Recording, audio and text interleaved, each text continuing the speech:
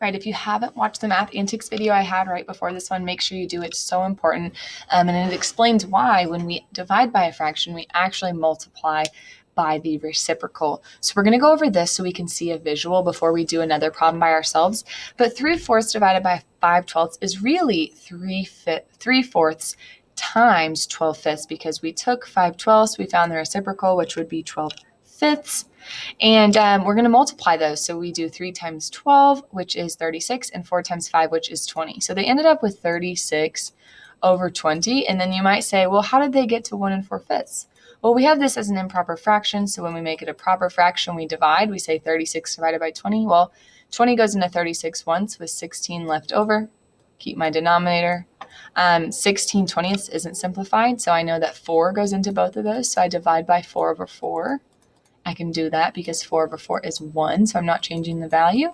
And then that would be 1 4/5. So that's how they got to 1 4/5. Now, again, for the visual purpose right here, we're thinking, okay, how many 5/12 are in 3/4? So we have this whole this bar here that represents a whole, and we took 3/4 of that. But you can see that we actually divided it into 12ths because our biggest denominator is 12. So we're going to be dealing with 12ths and fourths. So let's see how this works. We have a whole and we have them into 12ths. And 3/4 of these 12ths would be this much. So we have a fourth here, a fourth here, and a fourth here. So this all that's highlighted in blue, that's what we're dealing with. And we're going to find 5/12 of that 3/4. So here's 5/12, 1, 2, 3, 4, 5.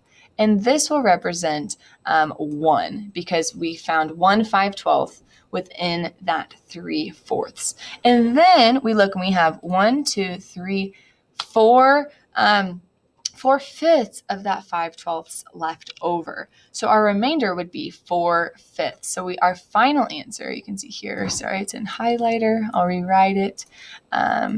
We have 1 4/5. That's how many 5/12 are in 3/4. 1 4/5. So let's take a look at this next problem. I don't think it's in your notes, but write it off to the side. It says find 1/6 divided by 2/3. So really that means 1/6, we know, times 3/2 because we found the reciprocal. We're multiplying. 1 times 3 is 3. 6 times 2 is 12. It's not simplified because 3 can go into both. So we divide by 3 over 3 because 3 over 3 is 1. So we can do that. 3 divided by 3 is 1. 12 divided by 3 is 4. So we end up with 1 4. So we took a look and we said how many 2/3 are in 1/6? And we have 1/4. There you go. Do your try-its now.